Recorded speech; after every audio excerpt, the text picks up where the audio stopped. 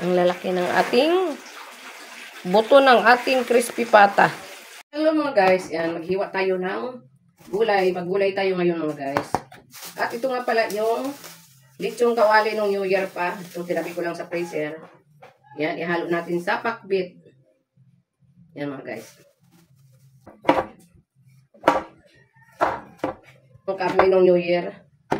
Yung crispy pata, masarap ito dito sa gulay. Pakbit. Yung crispy pata na ikasaw natin sa pakbit.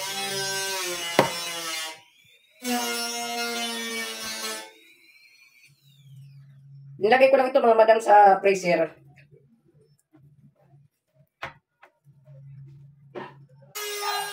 Buo na lang yung buto. Yan mga guys, ang dami. Handa na mga guys ang ating panangkap sa ating pakbit. At ayan na yung ating crispy pata. Natira ng bagong taon. Mag-isa na tayo ng sibuyas. Bawang.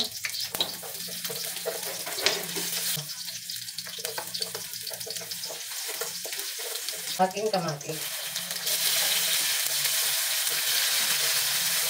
Hindi na natin ilagay yung ating crispy pata.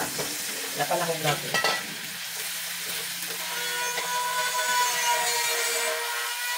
Ating gulay para sabay sila maluto.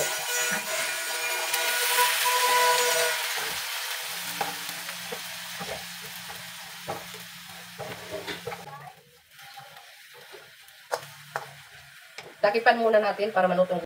Maglagay na tayo ng kunting tuyo. Tansahin lang natin para hindi magkulay itim yung ating pakbit. Pampakulay lang.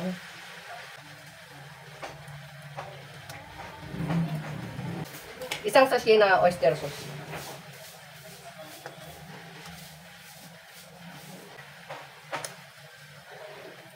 Yan. Yung ating gulay. Tapos takipan lang natin para maluto yung gulay. Lagay na rin tayo ng cubes. Pork cubes. Kasi pork yung ating crispy pata. Yan, kalat natin para yung lasa. Mix. Kunti lang mga guys. Huwag naman marami. Ilagay na ang ating sili para mabango yung ating pakbit.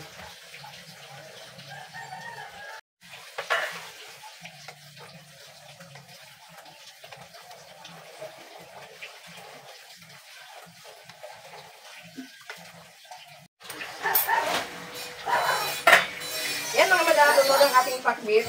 Bago ko pala matapos itong video na ito, shout out ko kay Arlene Moral Paludinyan Laguna at kay Adora SP from Santo Tomas, Batangas. Shout out po sa inyo.